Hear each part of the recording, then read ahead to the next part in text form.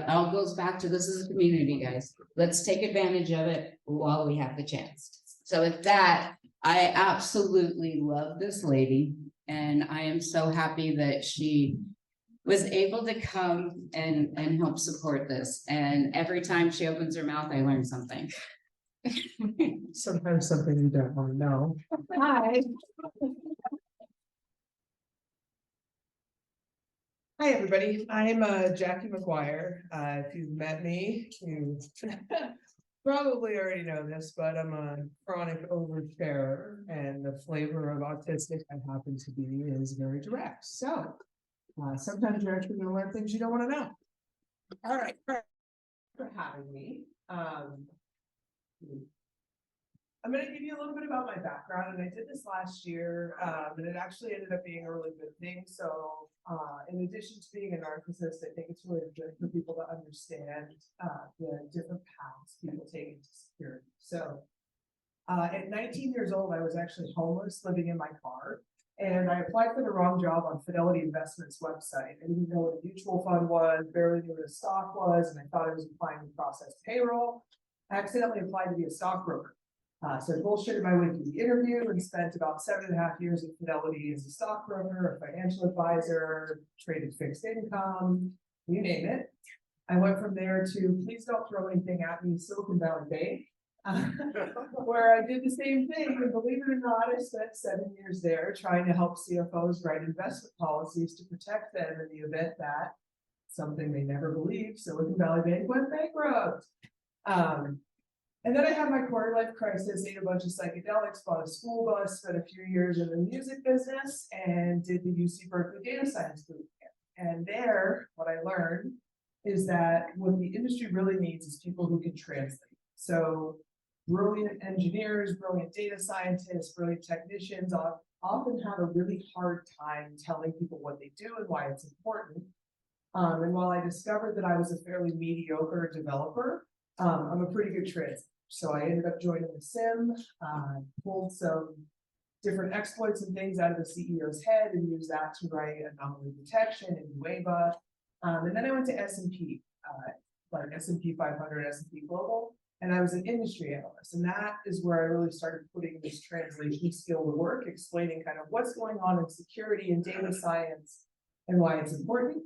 And I ended up at Cribble because they briefed me on the product, and I was like, hey, this is amazing. If I never have to use regex again, I would die happy. So that's how I got into security. And I say that because primarily women, but a lot of people, Uber drivers, grocery store clerks, say to me, like, I want to get into security, but I'm just a marketer. I want to get into security, but I don't know anything about it. And the thing is, you don't know anything about anything until you do. And one of the things that the industry suffers from is a real lack of diversity. And later on, we're going to talk about why that's a bigger problem than just optics. But yeah, so that's me. So thank you for indulging my long-winded intro. And I thought one of the interesting things to talk about today would be generative AI and security, because this is obviously something that with OpenAI's shit show the last couple of weeks and all of the buzz around AI has been a pretty popular question that I get. So I want to talk about artificial intelligence versus machine learning. I think oftentimes these things are used somewhat interchangeably. And it's not really how it works. So machine learning is kind of the broader category here. Machine learning is really a technique for having a computer learn from data and then improve over time, right? So typically machine learning includes some type of feedback loop that helps you tune the model and tells it whether the decisions it's making are correct or not. Some examples of machine learning are self-driving cars, although as we all just found out, humans are actually still involved in about 80% of those decisions. Fraud detection is generally based on machine learning. So where machine learning jumps to AI is when we're using machine learning to mimic human behavior. So things like learning, reasoning, problem solving, that's where we start talking about artificial intelligence, because these things move from just ones and zeros in and out to, oh, you can generate text as a whatever you want, as a bread baker on mushrooms, tell me the difference between data science and statistics, right? So we can do these crazy things with artificial intelligence.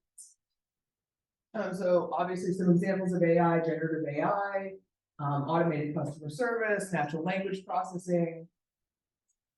All right, so now I want to talk about what generative AI is and what it is not. So I really mean this when I say generative AI is kind of like fancy autocorrect. It kind of connects different dots based on their relationship to other dots. So if you're trying to figure out how different things are related, what you do is you create this multi-dimensional matrix and try to figure out what exactly it is that ties these things together, or what the most likely next step in this sentence would be, right? So here's what generative AI is not. Generative AI right now, obviously we've got some companies working on this, can't create novel concepts or ideas. Right now, Gen AI can't even really solve math problems, believe it or not, because while math problems may seem like they're basic ones and zeros in and out, there's actually some human decision making in terms of what algorithms apply to a specific problem. And Gen AI is not great at that yet. So how does a generative AI actually generate? How does it figure out whether what it's generating is correct or not? So generative AI is actually generally what we're talking about is what are called generative adversarial networks. And the adversarial part comes from, you actually have two models within a model. So you have the generator model and the discriminator model. And the way this works is the generator model trains on a whole bunch of data, whatever you give it, and then it starts from that data generating things it thinks are like that data. The discriminator model trains on all of the data you get it, and it starts making decisions about whether the things that the generator model is generating are actually that thing or not. And I know this is kind of convoluted, so I'm going to get into some actual examples of this. But this is generally how they work. And so what happens is the generator keeps generating things and submitting it to the discriminator, and most GANs go until the discriminator is being fooled more than 50% of the time. And if you're trying to do really advanced generative AI, that can be upwards of 70 to 80% of the time. So essentially it's kind of, and this is where this whole kind of mimicking human decision making comes into play. Fun fact, I don't know how many of you know this, but you're actually helping train generative adversarial networks every time you do a capture or a recapture. So what these are doing is it's saying, okay, to a human, which of these things actually look like cats? And that's part of the feedback loop that trains the AI. So obviously Google Images for the last 12 years has been saying, hey, help Google Images get better, or help Google Maps get better, give us some feedback. So that's what you're doing when you're doing those things, is generating these adversarial networks. So let's look at a practical example. So shout out to, I'm not even going to try to pronounce this dude's last name, but Zoltan. There's going to be a link to this. I'll send it out to everybody who wants it, but this is not my code. This is his. All of the code is available on the repo, and it's a fantastic resource. So what he did is he took 2,000 64 by 64 pixel grayscale cat faces from an open cat database, trained 30,000 epochs, which took approximately 4 hours on an NVIDIA GTX 1060. And this is what that looks like. So for those not super familiar with data science, sorry guys, I was at AWS reInvent. I have literally probably slept 20 hours since Sunday night. So apologies. An epoch is the time it takes to go through your entire training set once. So if we're talking about 2,000 cat faces, one epoch would be training each individual 2,000 cat face through your model. So this is what you get after about 1,000 epochs, right? So it's kind of hard to tell whether these are like the surface of the moon, or this is about 10,000 epochs. So you start to get a little bit clearer. And essentially what this is doing is it takes the grayscale cat faces and it distills them down to just the basic outlines, right? So like, you know that we have all the shapes in most cat faces. There's this weird little triangle thing, right? You've got this weird. So once we get to 20,000 epochs, we're getting pretty close, but we still got some like, looks like it might be mashed potatoes. Yeah. And then 30,000 epochs.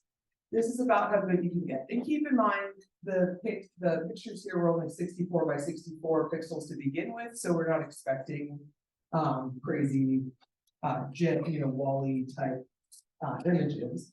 But the interesting thing here is this took 4 hours on an RTX, right? And this is a very, very small, simple training set. So one of the things that I really want to emphasize here is how computationally intensive generative AI is.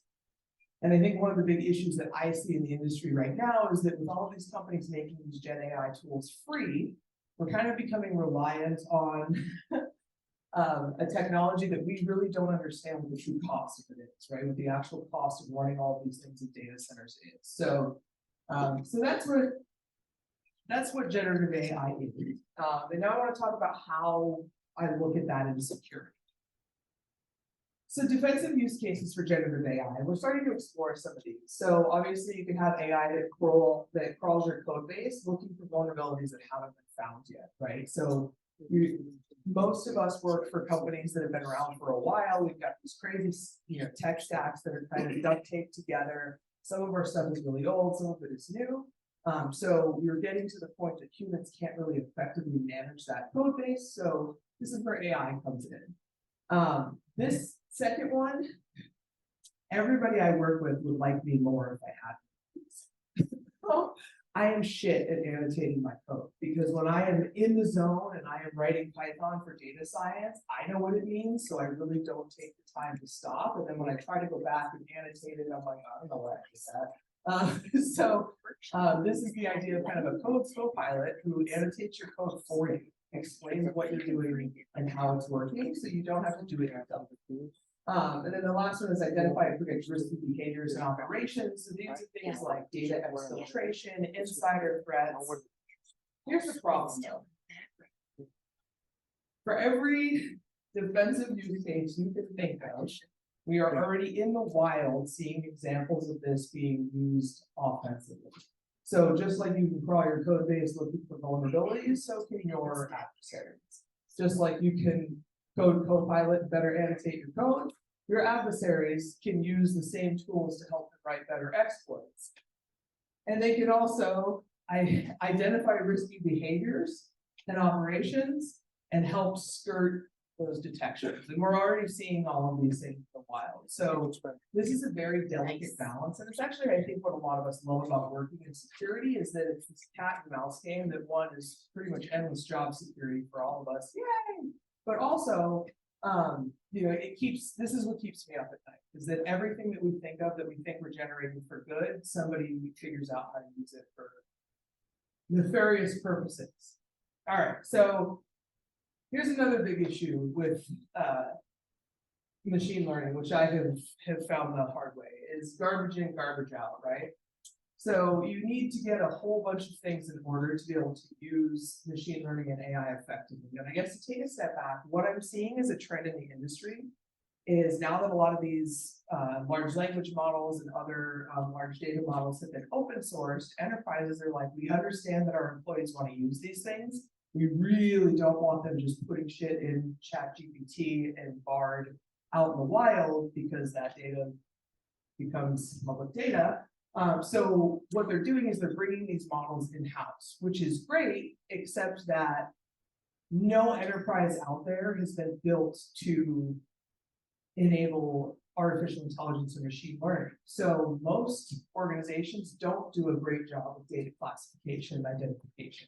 A lot of times PII leaks, or I'm sorry, I shouldn't use acronyms. A lot of times when we have like personal data that leaks, it's a result of a company not even knowing that that data was personal data and holding it somewhere they're not supposed to, right? It's not because generally if you're holding PII, personally identifiable information, where it belongs, it's harder to access. But it's when somebody, and Microsoft actually did this themselves. So I don't know if anybody saw a couple months ago, their data scientists tried to push out these models and they accidentally committed to the repo a folder that had a full machine backup, like several full machine backups, including unhashed session tokens and things like that. So even Microsoft had, and they committed this to a public repo for the public to use with these machine learning models. So even the largest, most secure enterprises in the world suffer from this problem. The other thing is that there is a necessity to retain full fidelity. So if you're doing AI and machine learning on data, you need to keep 2 copies of it. One that's full fidelity raw that you haven't touched, so that if you do something you don't intend to with machine learning or AI, you can always go back and pull the source. And this is creating duplicate storage, which is obviously very expensive and not super efficient.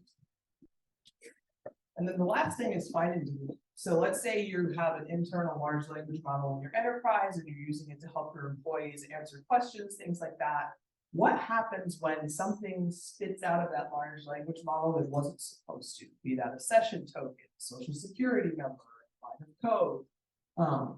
Being able to find and delete the data that should not be in that model is extremely difficult, and retraining a model costs thousands of dollars. So this is a problem that I'm actually really actively working on trying to figure out how to solve right now at Purple, because I think this is going to be one of the largest problems in the enterprise, is how to get data out of models, not how to get it into them.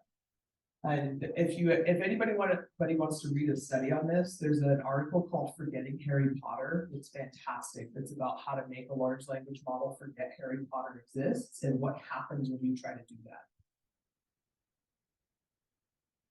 All right, now I want to talk about diversity.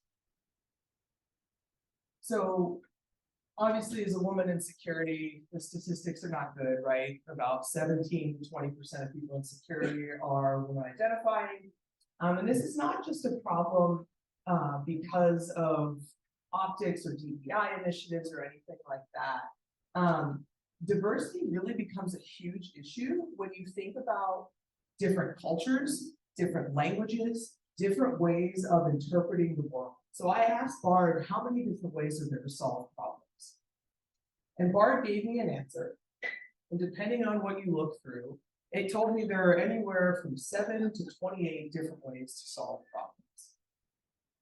Anybody who's ever learned a second or third language also understands that when it comes to things like syntax and language structure, the way you say, I have something, I love you, please give me that, is very, very different in Western languages than it is in Asian languages. So diversity in data science is critical, because if we don't want algorithms that make decisions like an English-speaking white man, we can't have just algorithms that are written by English-speaking white men. And that's not to say that English-speaking white men haven't contributed a ton of technology, but that is, we need to understand that different cultures, different people, different identities. I'm neurospicy myself, so not everybody makes decisions in the same way. And so we can't expect that we can effectively program computers to make decisions in a variety of different ways if we don't have diverse engineers programming them who can bring different backgrounds to really incorporate, like, well, hey, in this language, that's not actually how you say this, and that's not actually how it's interpreted, right? So that's why you see that generative AI is so English dominated right now, because really we have a severe lack of developers who are developing in other languages. So that's my soapbox about diversity. So here's a couple ways that we're kind of exploring using AI at Purple, just in what we think is effective. So we have a search interface. So we're looking at things like natural language. So our search happens to run on Custo. So instead of having to train your, the last statistic I saw was the average security analyst needs to know 7 query languages to do their job. That is untenable. It's not, we can't, with the number of, for every 100 job openings in security, there are only 65 people to fill them. And if those 65 people need to all know 7, 8, 10 different query languages, we're never going to solve the skills gap. So this is one area I think AI and generative AI has impact on a pretty broad scale, is being able to translate natural language to code. Again, helping solve my problem, explaining what code is doing. So one of the other things that I was shocked by in tech and security is that we have key person risk in almost every organization. Almost every organization has some person who wrote the regex that's parsing syslog or parsing sysng, and then that person gets hit by a bus, and it takes a year for the new person to figure out what the hell they did and why, sometimes longer, right? So being able to have AI that kind of goes through and helps you understand what that person did and why, I think is also really, really impactful. And then secure code configuration and generation. Nobody, I think maybe code injection vulnerability was mentioned once in a 6-month boot camp for data science. So we are not training data scientists to develop securely. Like I got hired to a sim. That was my first job in data science. I knew nothing about cybersecurity, and nobody had taught me about how to write secure code. So when I committed my first model, the CEO looked at me and was like, really? I just had no idea, right? So I learned the hard way, but AI could have helped me quite a bit with producing secure code from the get-go. And then lastly, obviously, support bots. So there's a lot of pretty common questions and answers for products that support bots can be used for. That's all I have. This is my LinkedIn QR, so if anybody would like to connect with me, I like friends. I'm happy to take questions, but otherwise, I will be around. Last year, this was hands down my favorite event that I had participated in. So I'm looking forward to hanging out with all of you. I just want to say thank you again for letting me help support this amazing organization. I have not met many nonprofits who are doing the level of work that PHAC is with the limited resources they have. So endlessly thankful for the work you guys do, and super happy to be here. Thank you.